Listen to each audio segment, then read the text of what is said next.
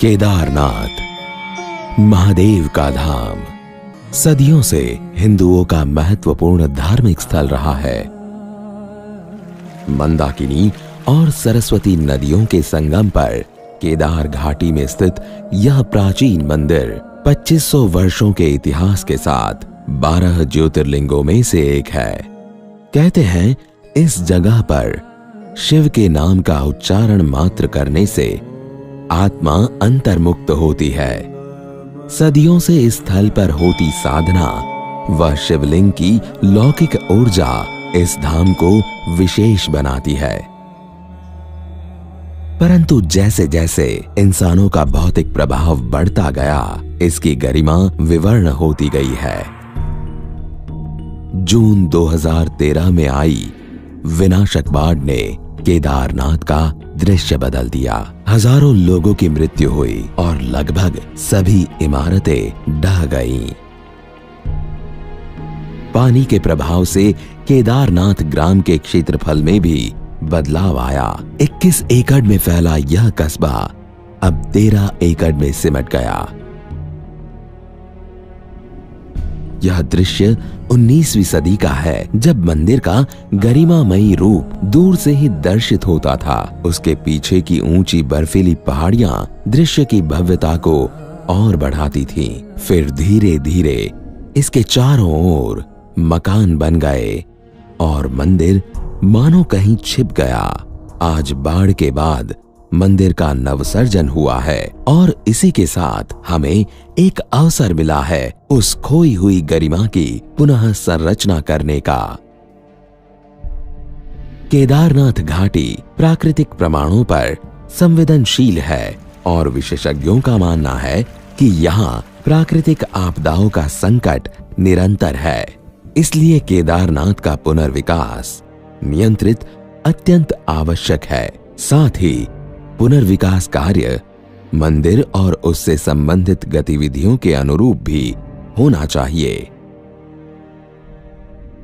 मंदिर के उत्तर की ओर एक वैकल्पिक मार्ग की तरह सेना का हेलीपैड भी बनाया गया है। कस्बे के दक्षिण में यात्रियों के लिए हेलीपैड की सुविधा दी गई है, जहां से यात्री बेस कैंप से केदारनाथ आते हुए नए मार्ग पर जुड़ते हैं। प्रस्तावित मास्टर प्लान बाढ़ सुरक्षा एवं मंदिर की गतिविधियों के अनुरूप है। इसके तहत बाढ़ सुरक्षा को अधिकतम महत्व देना चाहिए। त्रिस्तरीय पुश्ता दीवार घाटी के दोनों ओर बनने से भविष्य में आपदाओं से सुरक्षा मिलेगी और ऐसी त्रासदी होने से बचाव करेगी। प्रस्तावित विकास योजना क्षेत्र के तलरूप के अनुरूप है। इसके तहत मंदिर का दृश्य अक्ष खुला रखा गया है। यह दृश्य अक्ष एक भव्य रेखा के समान होगा। दोनों नदियों के संगम पर और दृश्य अक्ष की शुरुआत में एक छतरी का निर्माण होगा, जिसमें शिवजी के डमरू और त्रिशूल की स्थापना की जाएगी। मंदिर के ऐतिहासिक रूप को बनाए रखने के लिए उसके पीछे व दोनों तरफ निर्माण निषिद्ध होगा और बाढ़ दुर्घटनाग्रस्त लोगों की याद में स्मृति उद्यान भी बनाया जाएगा। यहां बाढ़ से बचाव और परिक्रमा के लिए एक स्तंभवली की रचना की जाएगी। पूर्व दिशा की ओर सरस्वती नदी के किनारे घाट का निर्माण होगा। इसमें इमारतों को उत्तर दक्षिण दिशा में संरेखित किया गया है, जो कि नदी के बहाव समानांतर है। इससे भविष्य में बाढ़ के पानी में रुकावट कम आएगी और घाटी में न्यूनतम क्षति होगी। इमारतों का निर्माण स्थानीय लकड़ी व पत्थर से किया जाएगा। एक नवीन आदि शंकराचार्य स्मारक, जो कि पश्चिम दिशा में मंदाकिनी नदी के समीप और मंदिर के पास मेडिटेशन सेंटर और मेमोरियल का निर्माण भी प्रस्तावित है।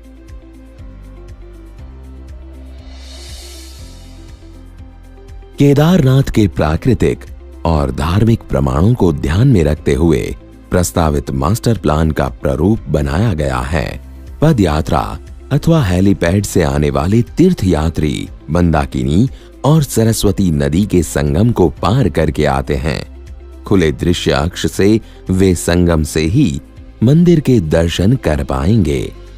एक लंबी और थकान भरी यात्रा के बाद यह अद्भुत दृश्य तीर्थयात्रियों का स्वागत करेगा। संगम से मंदिर तक का अंतिम 900 फीट का पड़ाव एक अद्भुत अनुभव होगा। यहाँ 40 फीट चौड़ा मार्ग, जिसके दोनों तरफ तीर्थयात्रियों के बैठने व आराम करने के लिए सुविधाएं बनाई जाएंगी।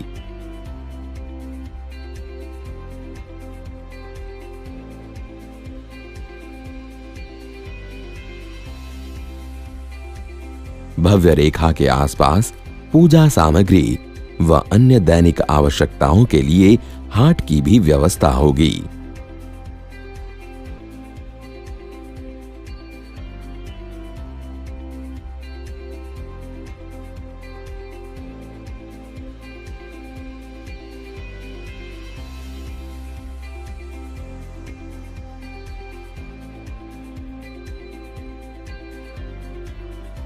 यात्रियों के लिए सार्वजनिक सुविधाएं जैसे कि डिस्पेंसरी, पोस्ट ऑफिस इत्यादि इस हाट के आसपास दी गई हैं।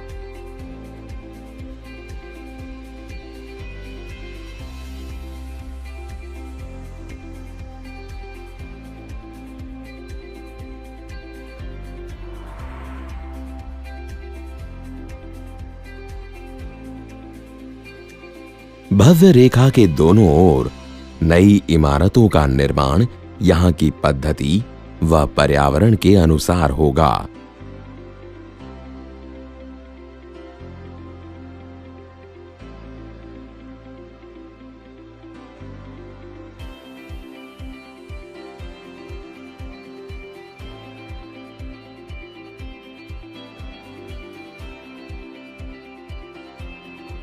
मंदिर के सामने एक प्लाजा बनाने का भी प्रस्ताव है। इसके एक ओर मेडिटेशन सेंटर और दूसरी ओर मेमोरियल बनाया जाएगा।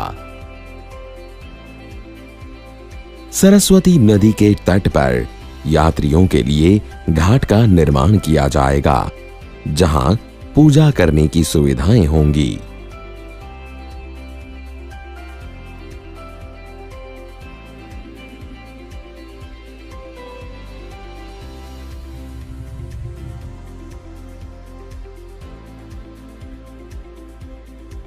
यात्रियों के लिए मंदिर के पीछे एक स्तंभ वाली और स्मृति उद्यान भी बनाया जाएगा।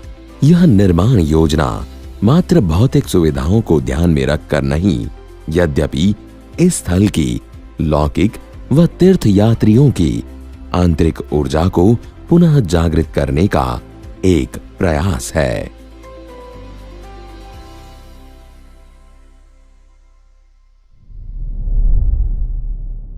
यदि ब्रह्मांड संतुलन बनाए रखने की कोशिश कर रहा है, तो हमें यह सुनिश्चित करने के लिए सहायता करनी चाहिए कि अच्छाई का शोषण ना हो, वरना ब्रह्मांड स्वयं का विरोध करने के लिए बुराई पैदा करके खुद को पुनर्जन्म करेगा।